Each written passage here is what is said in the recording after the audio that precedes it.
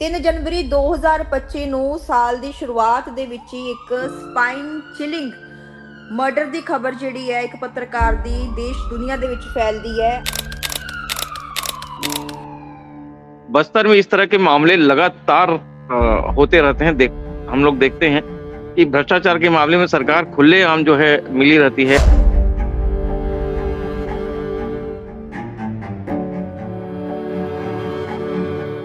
तो एक पत्रकार के साथ इतना ऐसा घटना घटा है, भले ही राजनीतिक तौर पे दबाव जो पड़ा है उसके आधार पे जरूर सरकार ने कार्रवाई अभी जो गिरफ्तारी की है। चश्मदीद गवाह नहीं है और सारे साक्ष्य जो हथियार जो प्रयुक्त हुआ है हत्या में उसकी भी अभी तक जब्ती नहीं हुई है और मोबाइल ढूंढने का प्रयास कर रही है पुलिस।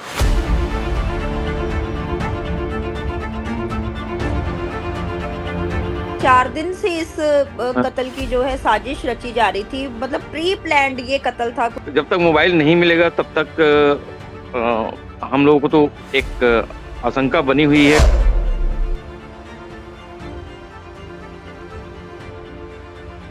जनता के लिए आए पैसे का अगर इस तरह से दुरुपयोग होता है, आप जिस रोड की लागत 56 करोड़ होनी थी वो जो है आप बढ़ा के 120 करोड़ तक ले जाते हैं, तो इसमें उन तमाम अधिकारियों की भी गिरफ्तारी होनी चाहिए जिन्होंने इस भ्रष्टाचार को रंग दिया था।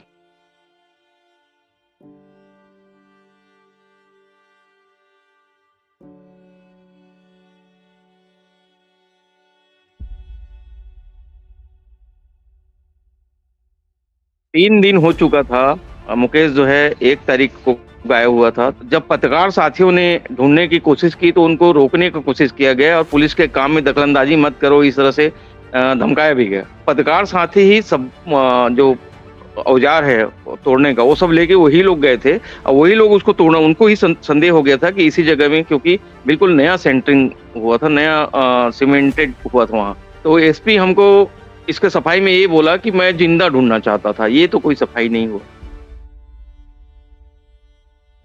तो अभी भी जो एसआईटी बनी है उसके जो प्रमुख हैं वो वहाँ के एसपी के जूनियर रहे, तो ऐसे में हमको भरोसा नहीं हो पा रहा है।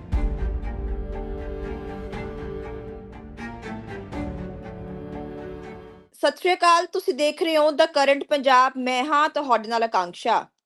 3 ਜਨਵਰੀ 2025 ਨੂੰ ਸਾਲ ਦੀ ਸ਼ੁਰੂਆਤ ਦੇ ਵਿੱਚ ਹੀ ਇੱਕ ਸਪਾਈਨ ਚਿਲਿੰਗ ਮਰਡਰ ਦੀ ਖਬਰ ਜਿਹੜੀ ਹੈ ਇੱਕ ਪੱਤਰਕਾਰ ਦੀ ਦੇਸ਼ ਦੁਨੀਆ ਦੇ ਵਿੱਚ ਫੈਲਦੀ ਹੈ ਅਤੇ ਇਹ ਇੱਕ ਪੱਤਰਕਾਰਾਂ ਦੇ ਵਿੱਚ ਹੀ ਨਹੀਂ, ਆਮ ਲੋਕਾਂ ਦੇ ਵਿੱਚ ਵੀ ਜਿਹੜਾ ਹੈਗਾ ਸੈਟਬੈਕ ਅਤੇ ਸ਼ੌਕ ਜਿਹੜਾ ਹੈਗਾ ਇਹ ਲੋਕਾਂ ਦੇ ਵਿੱਚ ਪੈਦਾ ਕਰਦੀ ਹੈ ਖਬਰ ਕਿ ਇੱਕ ਨੌਜਵਾਨ ਪੱਤਰਕਾਰ ਦਾ ਜੋ ਕਿ ਆਪਣੀ ਡਿਊਟੀਆਂ ਨੂੰ ਲੈ ਕੇ ਇੰਨਾ ਡੈਡੀਕੇਟਿਡ ਸੀ, ਇੰਨਾ ਪੈਸ਼ਨੇਟ ਸੀ ਔਰ ਉਸਦਾ ਇੰਨਾ ਬਰੂਟਲ ਮਰਡਰ ਹੋਣਾ। ਔਰ ਮੁਕੇਸ਼ ਚੰਦਰਾਕਰ ਅਜਿਹੇ ਇਲਾਕੇ ਦੇ ਵਿੱਚ ਪੱਤਰਕਾਰਤਾ ਕਰਦੇ ਸੀ ਜਿੱਥੇ ਨਕਸਲਵਾਦ ਦਾ ਬਹੁਤ ਬੋਲਬਾਲਾ ਹੈ। ਇਸ ਤੋਂ ਇਲਾਵਾ ਟ੍ਰਾਈਬਲ ਏਰੀਆ ਔਰ ਉਹਨਾਂ ਮਾਰਜਨਲਾਈਜ਼ਡ ਲੋਕਾਂ ਦੇ ਲਈ ਉਹ ਆਵਾਜ਼ ਬੁਲੰਦ ਕਰਦੇ ਸੀਗੇ, ਟ੍ਰਾਈਬਲ ਲੋਕਾਂ ਦੇ ਲਈ ਆਵਾਜ਼ ਬੁਲੰਦ ਕਰਦੇ ਸੀਗੇ ਔਰ ਨਕਸਲਵਾਦ ਦੇ ਉੱਪਰ ਉਹਨਾਂ ਨੇ ਬਹੁਤ ਸਾਰੀਆਂ ਸਟੋਰੀਜ਼ ਕੀਤੀਆਂ।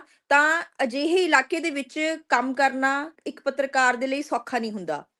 ਅਸੀਂ ਇਸ ਵਿਸ਼ੇ ਦੇ ਉੱਪਰ ਗੱਲਬਾਤ ਕਰਾਂਗੇ ਕਿਉਂਕਿ 3 ਜਨਵਰੀ ਦਾ ਇਹ ਮਾਮਲਾ ਹੈ ਜੋ ਸਾਹਮਣੇ ਆਇਆ ਸੀ। 11 ਮੈਂਬਰਸ ਦੀ ਕਮੇਟੀ ਜਿਹੜੀ ਹੈ ਉਸ ਦੀ ਇੱਕ ਐਸਆਈਟੀ ਬਣਾਏਗੀ। ਛੱਤੀਸਗੜ੍ਹ ਦੇ ਸੀਐਮ ਜਿਹੜੇ ਹੈ ਇਸ ਦੀ ਸੂਚਨਾ ਉਹ ਇੱਕ ਪ੍ਰੈਸ ਕਾਨਫਰੰਸ ਰਾਹੀਂ ਦਿੰਦੇ ਨੇ। ਸਾਡੇ ਨਾਲ ਛੱਤੀਸਗੜ੍ਹ ਦੇ ਬਸਤਰ ਇਲਾਕੇ ਤੋਂ ਸੀਨੀਅਰ ਜਰਨਲਿਸਟ ਕਮਲ ਸ਼ੁਕਲਾ ਜੀ ਸਾਡੇ ਨਾਲ ਜੁੜੇ ਨੇ ਔਰ ਉਹਨਾਂ ਦੇ ਨਾਲ ਅਸੀਂ ਗੱਲਬਾਤ ਕਰਦੇ ਹਾਂ। ਇਹਨਾਂ ਦਾ 35-36 ਸਾਲ ਦਾ ਐਕਸਪੀਰੀਅੰਸ ਹੈ ਕਮਲ ਸ਼ੁਕਲਾ ਜੀ ਦਾ ਬਤੌਰ ਪੱਤਰਕਾਰ ਔਰ ਮੁਕੇਸ਼ ਚੰਦਰਾਕਰ ਨੂੰ ਬਹੁਤ ਨਜ਼ਦੀਕ ਤੋਂ ਕਮਲ ਸ਼ੁਕਲਾ ਜੀ ਜਾਣਦੇ ਸਨ। ਇਹਨਾਂ ਦੇ ਨਾਲ ਗੱਲਬਾਤ ਕਰਦੇ ਹਾਂ ਕਿ 4 ਲੋਕਾਂ ਦੀ ਜਿਹੜੀ ਅਰੈਸਟ ਹੈ ਇਸ ਮਾਮਲੇ ਦੇ ਵਿੱਚ ਹੋ ਚੁੱਕੀ ਹੈ ਔਰ ਪ੍ਰੈਜ਼ੈਂਟਲੀ ਇਸ ਕੇਸ ਦੇ ਵਿੱਚ ਕੀ ਚੱਲ ਰਿਹਾ, ਕਿਉਂਕਿ ਅਸੀਂ ਅਕਸਰ ਦੇਖਦੇ ਹਾਂ ਕਿ ਕੋਈ ਮਾਮਲਾ ਦੇਸ਼ ਦੇ ਵਿੱਚ ਕੁਝ ਸਮੇਂ ਦੇ ਲਈ ਉਹ ਜਿਹੜਾ ਮੁੱਦਾ ਹੈ ਮੁੱਦਾ ਬਣ ਕੇ ਰਹਿੰਦਾ, ਉਸ ਤੋਂ ਬਾਅਦ ਉਸ ਨੂੰ ਇਸ ਤਰ੍ਹਾਂ ਦਬਾ ਦਿੱਤਾ ਜਾਂਦਾ ਕਿ ਉਹ ਕਦੇ ਐਗਜ਼ਿਸਟ ਹੀ ਨਹੀਂ ਕਰਦਾ ਸੀ। ਜਿਵੇਂ ਅਸੀਂ ਦੇਖਿਆ ਕਿ ਆਰਜੇਕਰ ਮੈਡੀਕਲ ਕਾਲਜ ਦੇ ਵਿੱਚ ਜਿਹੜੀ ਇੱਕ ਮਹਿਲਾ ਡਾਕਟਰ ਦਾ ਰੇਪ ਅਤੇ ਮਰਡਰ ਹੋਇਆ ਸੀਗਾ, ਉਸ ਤੋਂ ਬਾਅਦ ਅਸੀਂ ਪਿੱਛੇ ਜੇ ਦੇਖਿਆ ਕਿ ਉਸ ਕੇਸ ਦੇ ਵਿੱਚ ਜਿਹੜੇ ਕਲਪ੍ਰਿਟਸ ਸੀਗੇ ਉਹਨਾਂ ਨੂੰ ਬਹੁਤ ਹੀ ਜਲਦੀ ਬੇਲ ਵੀ ਮਿਲ ਗਈ ਔਰ ਅਜਿਹਾ ਕੁਝ ਮੁਕੇਸ਼ ਚੰਦਰਾਕਰ ਦੇ ਕੇਸ ਦੇ ਵਿੱਚ ਨਾ ਹੋਵੇ। ਅਸੀਂ ਗੱਲਬਾਤ ਕਰਦੇ ਹਾਂ ਕਿ ਉੱਥੋਂ ਦੇ ਜਿਹੜੇ ਪੱਤਰਕਾਰ ਹੈ ਉਹਨਾਂ ਦੇ ਕੋਲੇ ਕੀ अपडेट है इस केस ਨੂੰ लेके। बहुत बहुत सर शुक्रिया कमल शुक्ला जी, जी। आपने मुझे समय दिया और मैं पंजाब के तमाम पत्रकारों की तरफ से आपसे मैं अफ़सोस भी इस ब्रूटल मर्डर के लिए मैं ज़ाहिर करती हूँ और हम आपके साथ इस दुःख में साझा हैं सर। जी, आकांक्षा जी नमस्कार। जी अ, सर। तो इसमें अपडेट ये है कि आज अभी तक तो मोबाइल नहीं मिला है। उसका जो 2 मोबाइल था उसके पास, वो दोनों मोबाइल के मिलने के बाद ही जो है क्योंकि कोई चश्मदीद गवाह नहीं है हत्या का अभी तक। आरोपी गिरफ्तार हुए हैं। पत्रकारों के दबाव में राष्ट्रीय स्तर पे, अंतर्राष्ट्रीय स्तर पे खबर बनने के बाद सरकार गिरफ्तार तो की है उनको, मगर चश्मदीद गवाह नहीं है और सारे साक्ष्य जो हथियार जो प्रयुक्त हुआ है हत्या में, उसकी भी अभी तक जब्ती नहीं हुई है और मोबाइल ढूँढने का प्रयास कर रही है पुलिस।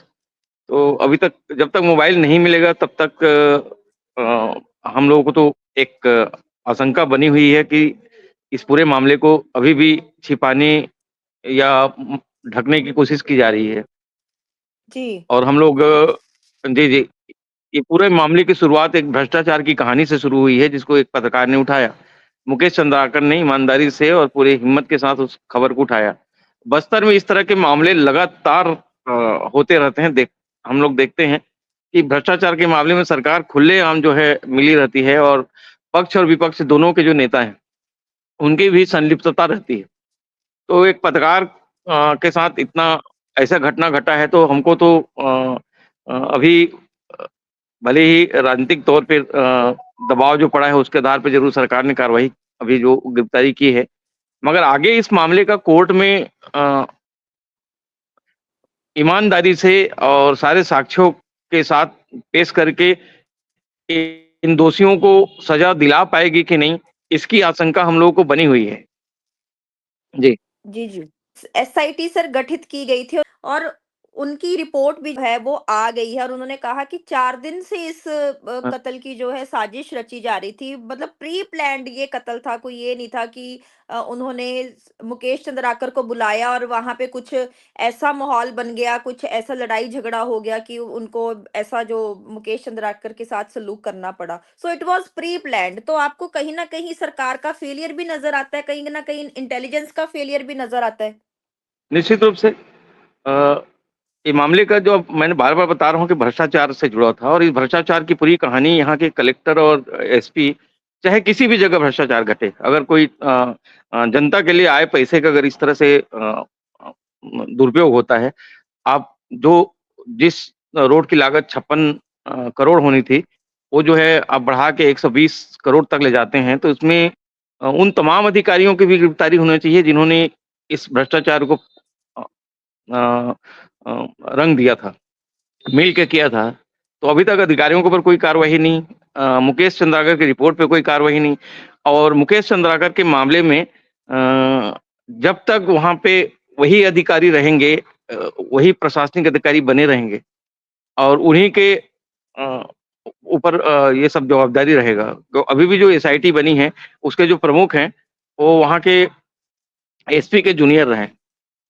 तो हुँ। ह ऐसे में हमको भरोसा नहीं हो पा रहा है। जी, जी। क्या इस मामले में किसी की ट्रांसफ़र भी हुई है अभी तक? नहीं, नहीं हुई है। ये दुखद है, कि नहीं हुई। किसी की ट्रांसफ़र नहीं हुई। हुँ। वहाँ के जो लोकल पत्रकार हैं, उनके ऊपर जी। मुकेश चंद्राकर के कत्ल का उनकी मानसिक तौर पर क्या प्रभाव डला इस चीज़ से?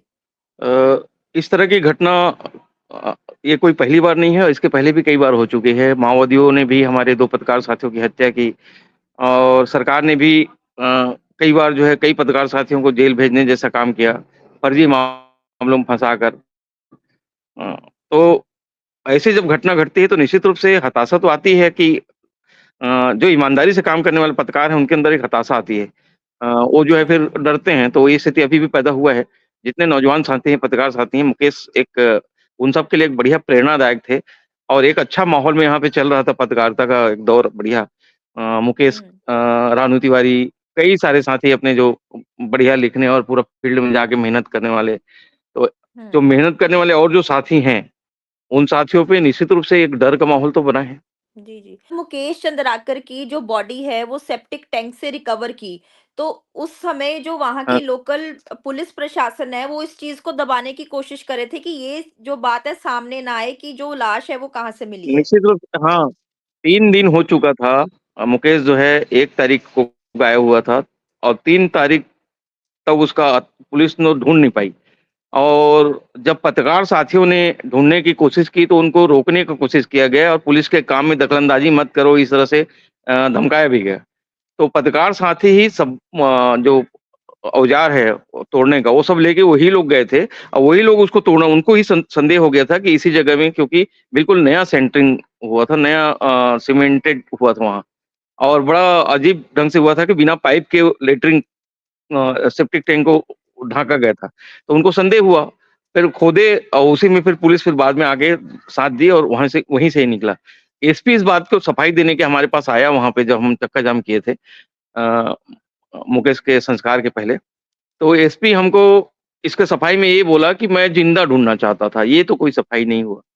आप ज़िंदा 3 दिन हो गए थे, तो अगर हम सबको संदेह हो रहा था कि हमारा साथी जो है उसका मोबाइल भी बंद है, सब कुछ बंद है और कोई उससे कोई संपर्क नहीं हो पा रहा है। तो आप लाश छुपाने की कोशिश क्यों कर रहे थे? तो और दूसरा जो है मुख्य आरोपी को बचाने की कोशिश की गई। उसका जो है उसके तरफ से सफाई जो है पुलिस दे रही थी कि वो जो है घटना स्थल में नहीं उसका लोकेशन नहीं था। तो ये सारी चीज़ें हैं। जी, मतलब जो मुकेश चंद्राकर की डेड बॉडी है वो पत्रकारों ने रिकवर की, पुलिस प्रशासन ने नहीं। जी, नहीं किया। जी।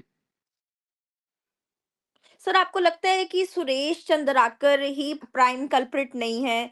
जैसे क्योंकि हम खबरों इसमें में भी पढ़ इसमें रहे हैं कि वो राजनीतिक लोगों की भी भूमिका है। मैं किसी पार्टी पे आरोप नहीं लगा रहा हूँ। मगर हुँ।